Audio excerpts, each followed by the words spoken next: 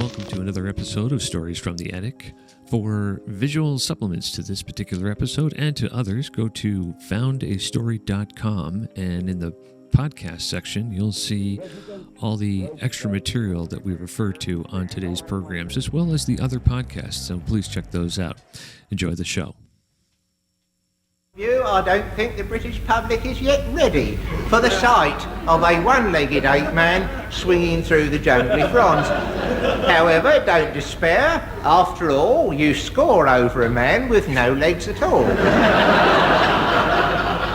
Should a legless man come in here demanding the role, I should have no hesitation in saying, "Get out, run away." So there's still a chance? There is still a very good chance, Mr. Spigot.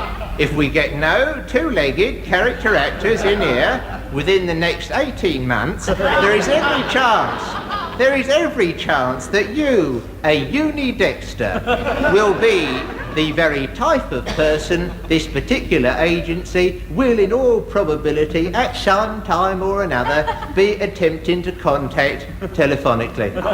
I'm sorry I can't be more definite. You must understand what with the millions of dollars at stake and all the difficulties involved, we can't afford to take any risk. That is a great bit.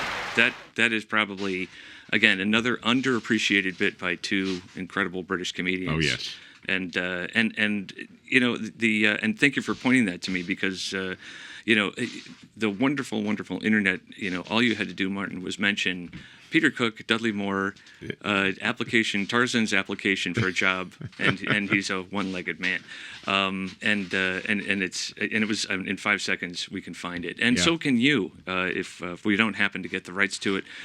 We've given you just a little bit of taste of it as we open up today's program, Stories from the Attic. I'm Greg Van Antwerp. I'm here with Martin Blanco. Martin.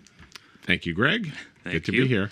Thank you. Martin is also the host of his own podcast. And Martin, what's the name of your podcast again? I can't remember for the life of me. Oh, no, it's called I Wish I Were a Prosciutto. Oh, boy. You know, be careful what you wish for. But you know what? Exactly. The best thing is, though, is that anyone can wish to be prosciutto. And did I pronounce that right? Or did my lips crash? No, prosciutto. And sometimes you say prosciutto, casually. Mm-hmm. I was just a waspy kid hanging around Italians in White Plains, and my buddy Tony, he and his parents knew exactly what prosciutto ham prosciutto was, and that was my, and I may have even been allowed to eat some of it. They were gracious. You had a gracious pair of parents there, and it's the Italian way. People here, sit down, eat. That's right. What's the matter? You look hungry. Here, have some. Look, I got some prosciutto. But you know, I got some brutes, I got some mutts. Eat. But what do we need to put food on the table? You need money. You need a job. You need a job. You need That's a job. Right. And that clip is a perfect entrance to today's topic. You know, it's an audition, right? And that's an unusual job. But at its heart, that sketch is about someone looking for a job, is not qualified, and they're trying to let him down as gently as possible, even though obviously you were never getting this job. This is, and of course, and that's probably from that clip itself was them re-performing it live on stage, but they probably did it in the 60s. Dozens of times, yeah. And that was a relatively, not recent, but one of the more recent ones before their demise. Yeah, they've done it dozens, hundreds of times. Right, and so their expression of decorum in the interview process, or the is something that maybe is also gone now, because both you and I know something about, well, I'm sure the rest of us knows something about trying to find a job.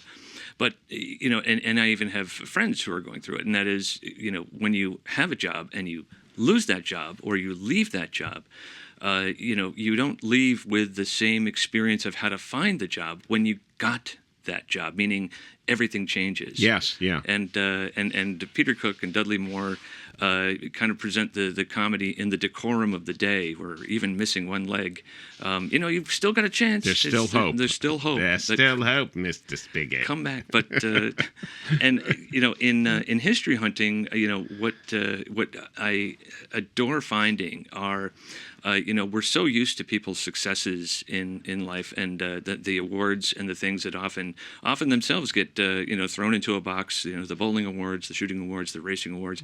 and we see people's successes, but we don't often see people's failures. And failure not being a negative thing here. Of course, we learn when we fail as much as we do when we succeed, maybe more so, unless we're stupid, and we, In which case, nothing was learned. Nothing was no learned, matter what, right? Except how not to bruise your head on the wall. But in this case, while hunting through a wonderful, wonderful situation of a full basement of papers, I found a box that contained multiple stories of someone's particular life from many, many years ago, and we're talking almost 75 years ago, and that this gentleman was actually looking for a job in 1957.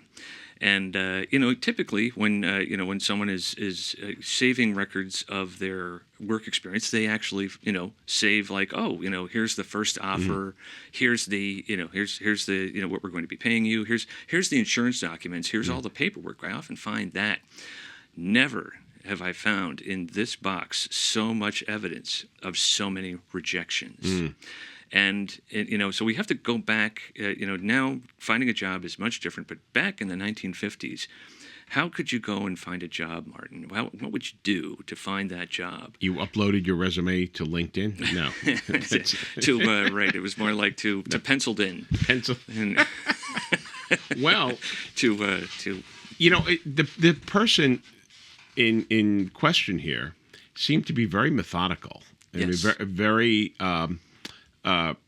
purposeful, meticulous in detail, but it seems, I don't know if you want me to run with it, but it looks like he was reading Fortune magazine, and he got the issue that listed the Fortune 500 of the day, right, and made the list, reviewed them, and then I see red check marks next to a couple of companies. It looks like he wanted to go with companies that were going concerns that were likely to need a lot of employees, right, and that he thought he had some affinity with, that maybe his skill set would work well in what they do. And he made check marks. I'm looking at this right now. I'm seeing check marks near Standard Oil, Ford Motor, General Dynamics, Union Carbide. So let's put ourselves in this guy's shoes. Yeah. So he's basically probably wherever he lived, he probably took the train down to New York City. And probably paid a nickel to get on the train. I mean, it was fairly inexpensive.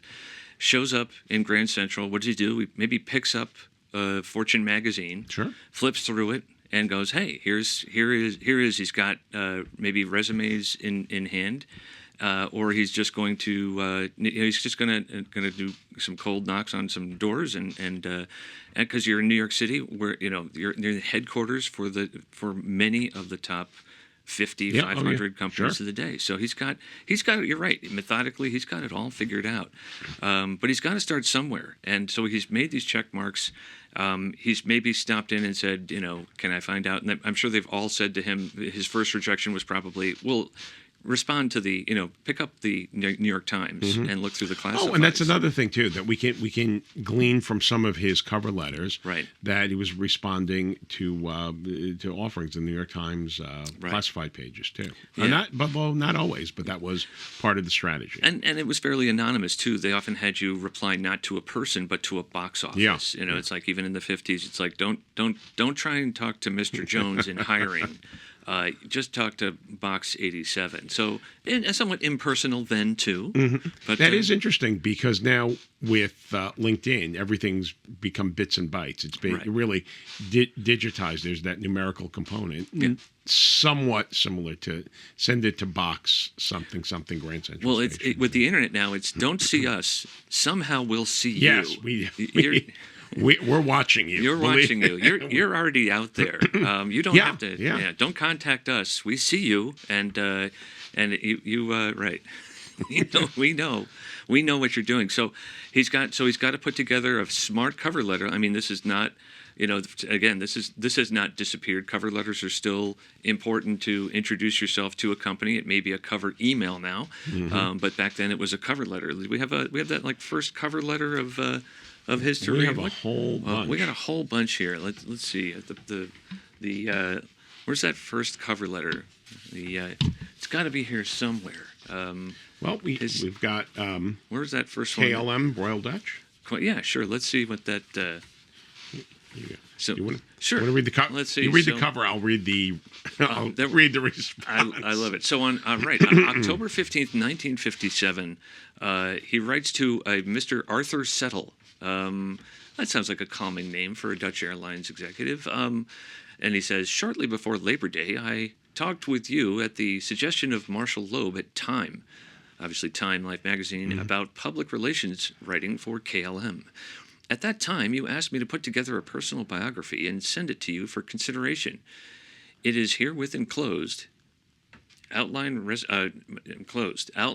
will note that this is in two parts. The first is an outline resume of work experience. The second is also an outline, but with a more detailed report covering work habits, interesting, general personality traits, interesting, extracurricular activities, interesting, travels and objectives. Wow, it's a biography. Comprehensive, yeah. Biography, right. He's done an autobiography. This is the first time I've ever put in writing the particulars you will read in the second section. Unfortunately, it does not fully reflect the way I write or my style of writing, so this is me, not me. I don't know what he's saying here. However, it will provide a more comprehensive picture of me than the form resume that precedes it. Whew. I mean, talk about, A lot of equivocation there. Setting up the punch. He's telegraphing a punch. It better land. If there is any additional information you would like via mail, please don't hesitate to request it. However, I would particularly like to have a personal interview with you to answer any questions you might have about me and show you samples of work I've done. So quite a forward push from Richard here. Sure. And it can be reached address at a Chelsea number. I love that. Again, it's CH3-6836. Please don't dial that at home. It's Chelsea. Yeah, that is funny. So what's the date of the response? So the letter date here? of the response, pretty. Excuse me, clearing my throat here. Date of the response is pretty swift. October 23rd. Really? Just 1959. No. Same year, October 23rd, 1957. He gets a response, and it's on the KLM, the Royal Dutch Airlines stationery, and you can see the nomenclature of the company, which is really nice. The little stamp and right. Maybe there we go. Right. Capture yes. that in film. Maybe we won't. But it's a brief letter. Here, I'll read it now, and it addresses him. We're not identifying the persons by the last name, but it's to Richard. Okay. I was very much impressed with your resume and the interesting summary of your capabilities, interests, etc. Unfortunately, we do not have any vacancies on the staff at the present time. But one of these days, I should be happy to make your acquaintance at a mutually convenient time. However, the prospects of obtaining work here are virtually nil. Sincerely, Arthur Settle, Director of Public... I want to drop in anyway. Okay. Sincerely, I missed... It says drop in anyway? Yeah, at the end of virtually nil. My eye said, and brain said, that's the end of the letter. There is one more sentence in a different paragraph. Drop in anyway. Sincerely, Arthur Settle, Director of Public Relations. This almost sounds like I could hear Peter Cook reading this. Right. We are impressed with this. You have virtually nil. I mean, what now? No. But come by anyway. I wonder... was this a way for, and I'm only being slightly crass, but I'm just, is this a way for men to meet other men? Because it's like you're never working here, right? But come on by. But right. Well, the guy has sent his biography. Yeah. I mean, his autobiography. So, I got to believe that Arthur Settle has probably said, hey, you know what?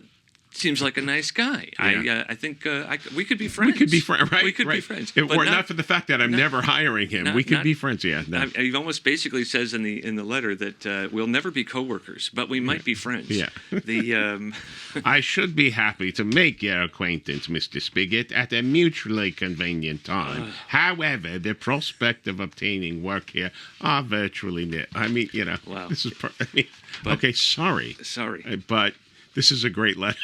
It's a great letter. I mean, again, it's an entree to another conversation that they probably had and we'll never know what it was.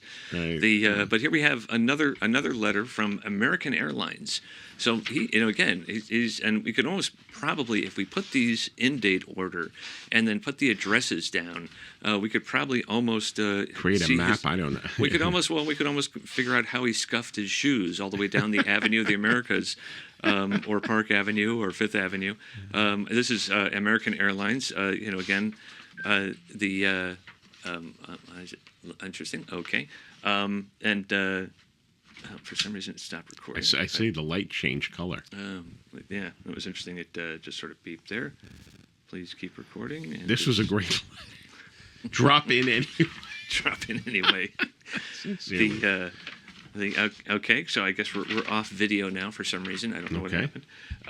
But it's possible that the card filled up. Anyway, so let's see. American Airlines, here we are. Richard, thank you very much for sending your letter and resume. I'm afraid I cannot be very encouraging about the possibilities of employment at American at this time. However, interesting. It just ends at this time. However, all of our positions are filled, and we do not expect to be making any changes in the foreseeable future. We will keep your letter on file. If something should develop, you may be sure that we will get in touch with you. We appreciate your interest in American Airlines. Sincerely, Carl Dallum. And I'm sure they're probably just going to keep his letter to make a paper airplane out of it. I'm pretty sure he has. No, American hasn't hired anyone at all since '57. It's true. There was just no. They're working with the same good people. It's a family business. Very insular, as we like to say. Very incestuous, maybe. I don't know. I'm just but guessing. It's clear. There's nothing. Nothing's happening there. What's the next letter? What have you I have one from the International Paper Company, and they would eventually become Dunder Mifflin. I don't know if it, no.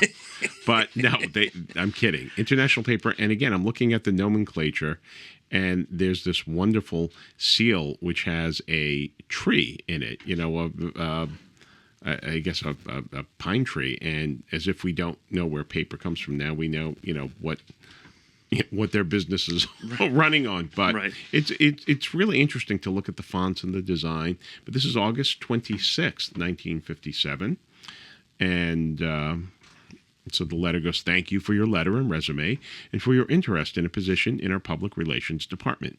At the present time, I am sorry to say, there is no opening in our organization for a man with your background and experience. If something suitable comes along, however, I will be in touch with you. Sincerely yours, John L. Tower, Director, Public Relations." So, nice, polite, to the point. Not overly, optimistic, but not like nil. Right. And no invitation for come by, but it seems reasonable, and maybe something would develop. I bet if you held up that to the light and saw the watermark, that it isn't the quite weight of paper that a positive letter would be. I see. Yeah, it's probably about only about 5 pound paper as opposed to maybe 20 weight. Or does a watermark say "Forget it, buddy"? Don't even bother. It says "loser." That's what the watermark. No, but the weight of the paper is light. But by the way, this is our loser series of paper, which is less expensive. We do a whole show on paper. I had a friend who her whole vibe was: you're applying for a job, make sure a crew paper with a watermark. And she wasn't wrong, but that was her mantra. So now we have another letter here, and this is August 1st in 1957 to Richard, and actually this is I think there's some hope here. Okay, there might actually be some hope. Oh, there is hope, Richard. There is hope. Despite no missing leg, there's hope you could be Tarzan. This is from Drake, Starsman, Sheehan, and Barkley. Oh my! Yes, I mean the whole. I thought it was a law firm, but actually it's distribution and materials handling consultants. I don't know what they do. They, they handle red tape, or it's logistics. It's all in logistics. Probably logistics. But here we go. I mean, maybe I think this could be good. Dear Richard, we have received your resume in response to our ad in the New York Times, Box X6292. Sunday, 28th of July. Will you please telephone me for an appointment for an interview? Oh boy, hello. Wow. And this is right from Burr W. Hupp. Burr Hupp. I don't know what Burr's first name would have been. Do you think Burr is short for something? Wilbur, or I don't know. Burlap? Burr. I don't know. It's quite a name. But the one thing. How many R's in Burr? One or two? Two R's. Perhaps from descendant of Aaron Burr. Oh, right. Well, I don't know. Maybe let's hope he doesn't shoot poor Richard down. Yeah. But the great thing about sometimes we're having an interview in Secaucus. Right. Come with pistols. Pistols. What? Boom. No. Yes, right. We'll put you through your paces, Richard. Okay. 29 of them. Well, it's tough. The job market is tough out there. Well, you either get the job or they kill you. That's right. Yeah. Okay. Don't mean to shoot my mouth off, but the fun thing is sometimes when you're doing research, and I haven't done the research on this particular letter yet, but if you want to find out more about who these people were and what they did, you always praise something. That they have a name that nobody else could ever have. There's only one Burr W. Hupp in the world, and if he shows up anywhere in any documentation that's been scanned by the internet, it'll pop. It'll pop, and we can find Burr W. Hupp, I bet. And that's and he's just an associate, by the way. He's not one of the partners. No, but it's a name worthy of partnership. But he's not there yet. But okay, but we still have more to go here. God. So let's have you read the next one. And who's this from? Where was he trying to get a job now? Okay, the New York Telephone Company. New York Telephone. Look at that. Well, All right. This is dated. Oh, time has gone on. This is June 23rd, 1959. Oh boy. For real now. I'm not joking. Wow. Okay. Your resume has been sent to us by Edwin B. Stern Agency. And there's no article, not by the Edwin B. Stern Agency. It's sent to us by Edwin B. Stern Agency. Ooh, it must be somebody. Okay. We are interested in interviewing writers for an editorial job, which may be opening in the near future when we start an employee biweekly newspaper. I'm sorry. Which may be opening, the job may be opening in the near future. All right. Do not hold your breath. Do not hold your breath for this one. Okay. If you are available, I would appreciate the chance to talk with you someday soon. Would you call me on EX4-2192 to arrange a date for our meeting? Sincerely, E. John Quinn. What? Okay. Well, maybe that one. Maybe that was more promising than I had thought. But I don't know. I hear we might be starting in the near future. I'm thinking that means. Never. No, I know, right? It's 1959, so maybe if this is the latest letter, maybe he got the job. Maybe maybe somebody actually, when he actually went to pick up the phone, New York Telephone was there and said, "Hey, come work for us." That's good. That's a good letter. That's promising. That's a good letter. Promising. All right. So let's see. Let's go on now to. I want to come back to. I think we have an update on the. We do. On the Barclay, we do. There was follow-up. So they've asked him to come in for an interview, and here we are back at Drake, Starzman, Sheehan, and Bosley. Please tell me they met in Secaucus. That would be right. No, the 41 cliffs, East 42nd Street, Okay. and it doesn't say what floor, which probably is a good thing. Because there's a lot of rejection going on here. So let's see. It says, Dear Richard, I want to thank you for coming in for an interview and applying for the position of Assistant Report Coordinator. That sounds hopeful. Not the report coordinator, not the report assistant. Coordinator. God, that job is probably an 80-hour-a-week job. The assistant report coordinator. And not the overall coordinator, the coordinator of office supplies ordering and the coordinator of floor cleaning, but the report coordinator and then the assistant report coordinator.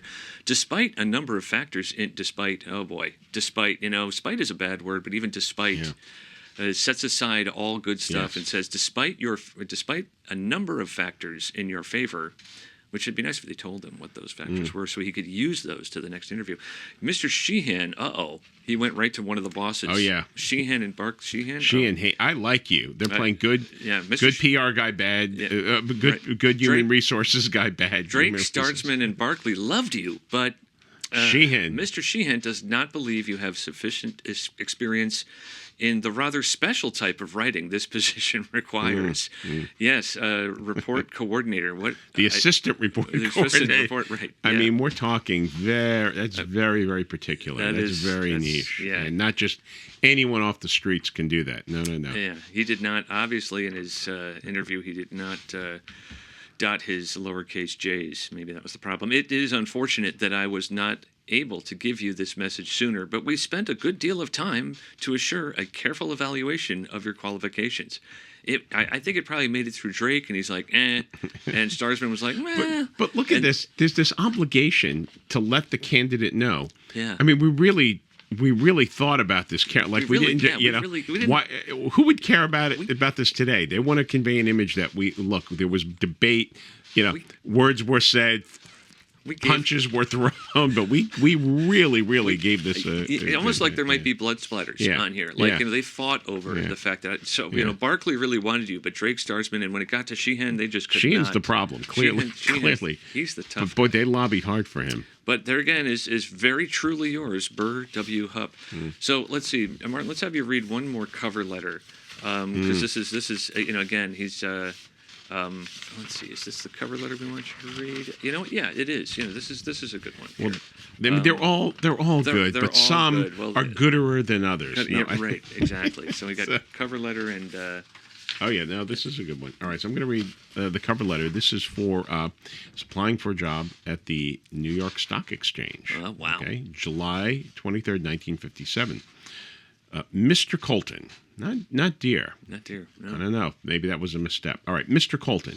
For the past 5.5 years, I have been in general news writing work, magazine, company publications, and newspaper. And now I am seeking out public relations writing. I'm writing specifically to you because I'm interested in the prospect of this kind of work at the New York Stock Exchange.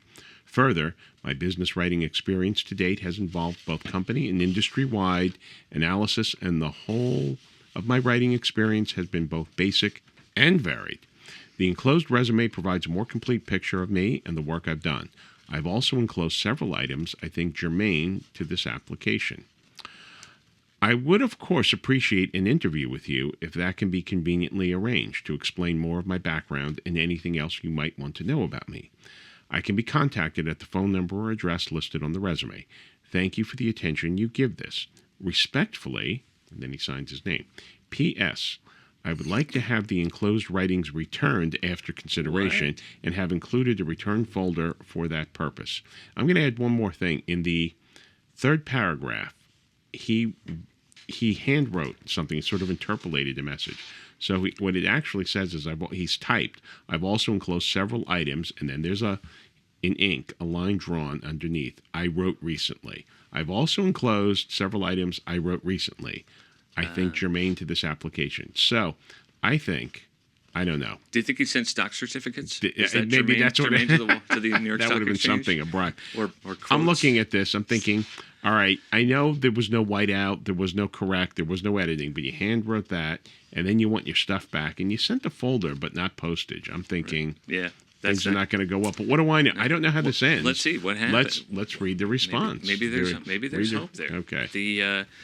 Dear Mr. Lee, this is from the New York Stock Exchange, and and they're right, 11 Wall Street. Man, you can't get any more Wall Street than 11. Letter. I very much appreciate having your resume, although there are no openings in our staff at present. Although there are no openings in our, it's funny, the use of although is messing me up, but we like to know where good people are to be found, and occasionally are asked if we know of candidates for public relations and writing assignments. Having your personal background in our personnel file, makes it as certain that you will be considered if anything turns up. Again. Sounds a little like Peter Cook and Dudley Moore. Yeah, as you requested, I'm returning the examples of your writing. They make good evidence.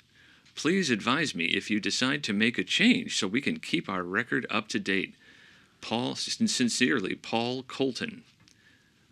Interesting. Again, and a very, very studious and again studious look at your stuff. But here's your junk back, But please update us on your biography should you have a birthday or something. Now, here, Mr. Colton, I just won a Pulitzer Prize in journalism. I thought we saw a lot of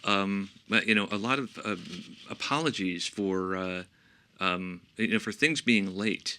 And this is another one. Just read this one real quick, okay. Martin. We're gonna wrap it up pretty quick. Okay, here, this is from the American Home.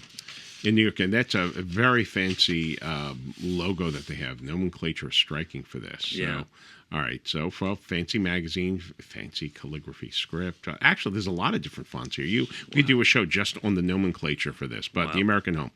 And so it's August 8th, 1957, and he writes, I must apologize for being so difficult to reach and for not returning your call, but our offices are in a state of turmoil right at the moment, and we have all been on the go, rearranging and reorganizing. Your application is an impressive one, and I have brought it to the attention of our editor. However, until we are completely reorganized in our editorial department, we cannot be certain of what additions to the staff would be necessary. I tell you this so our consideration of your resume does not interfere with any other plans you may have. Thank you for letting us see your resume, and again, my apologies for neglecting this matter. Wow, the drama. Drama. Wow. The turmoil. State of turmoil right now. We're rearranging. The place is falling apart, man. Move the cabinet to the left, and I need more sunlight. Oh my God, I can't work in this turmoil. Do you have some bricks and cement that you could bring with you to the interview? Oh my God. Help us put this building back together. Well, I have one from Reuter and Finn Incorporated, and this is a short one and pretty much to the point. September 19th, 1957. Dear Dick. I don't know, it's just very casual. Very casual, right. I checked into your status. I don't know what that means. Is he single? Paul Zucker tells me that at this point he simply doesn't want to see anyone because of the lack of openings.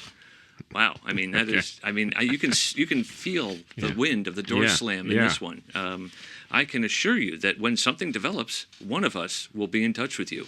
Best regards. That was, and that's Chester Berger, and he does sign it sincerely, Chet. Chet. So I mean, if I guess you're going to say your name's Richard, and hey Dick, Dick and Chet. Dick and Chet. Once again, this goes back to: is there a social component? To this. Just That's funny. So final one. I'll let you read the last rejection because it's the one that actually is a moneymaker idea for anyone not able to get the job. Let's. Who's this from?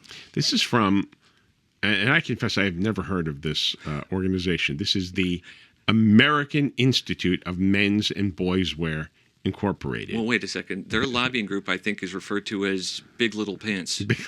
I think so. Yeah. Big Short Pants. Right. The Big Short. And they have a logo. It's the letter A. It looks like the letter A. Right. For American. But the cutout looks like a silhouette of a gent in some sort of suit with a hat. And they list like the trustees and the executive leadership on the side. And oh my God. And on the back. On the back of this, this is too good.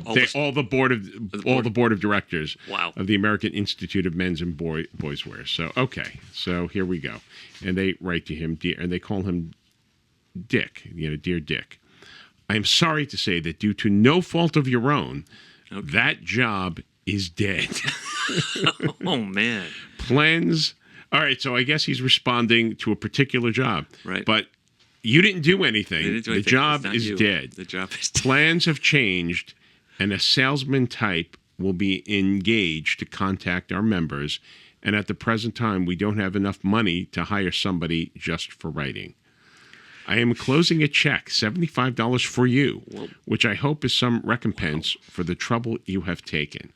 Okay, so is that like $75 for all the negative letters we've seen today? I Does don't he know. Did Dick tell this guy that, by the way, just so you know, in his cover letter, I've been rejected by the best across the entire metropolitan area. And he probably says, you know what, Dick, I'm so sorry. I after hearing your sob story, here's $75. Right, yeah. At least it's train fare back and a sandwich. It's not your fault that the job is dead. And you wrote to us, right? And we said there's a job here. That's on us. Right. That's our bad. So here, $75, Maybe Dick went back to him and said, look, I'll write the obituary for that dead job. Just give me some kind of work. But I need to start applying for jobs where I'm not going to get the job, but they're going to send me $75 just for my troubles. If there was a board that people would post to, it would be like, definitely apply to the Big Short Pants Consortium, because they will send you $75 for every sob story you tell them when you go to apply. Yeah, it's so. So here we have, you know what? This is what we have. You know, if folks are trying to get a job out there now, and it is tough. You know, it was just a different kind of tough back then. You know, you were walking the streets, you were knocking on doors, and you were writing letters, and he was crafting a different letter pretty much for each job. But he's trying. But he's trying. He's making a legitimate effort. And but the good news is that I believe I have in his records that he does end up working for Stars and Stripes magazine. So he does get a writing job, and he does make his mark in the written word somewhere. So it's not all bad news for Richard. No, there was hope for him. There was hope. Yes, despite hopping off stage on one leg. Perhaps could he have won at some point a Pulitzer Prize for Journal or a Peabody Award or a Polk something? I don't. A Nobel Peace Prize for just collecting these letters and not burning the buildings down for not hiring him is really a show of restraint. He showed restraint, and I think that's important.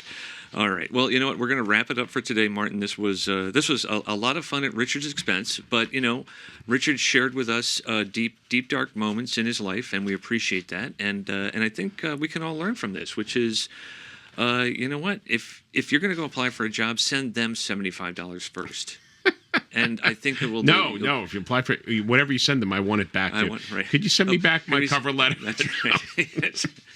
I'm making fun of him, but I guess he had things. It wasn't easy to make copies, right? We take that for granted, and I'd like my things back. And he had to type all these at home, and with hopefully with corrections and make it look perfect. So there was a lot of stress involved. So sure, we're standing. We salute you Richard, and all others. We're standing on Richard's shoulders, not his soldiers, but his shoulders. I've talked myself dry. Martin, thanks for joining me today on Stories from the Attic. Always a pleasure. And if you'd like more information about this one, just check out the website, foundastory.com. There'll be some of these photos of these cover letters will be scanned so you can read some of them yourself.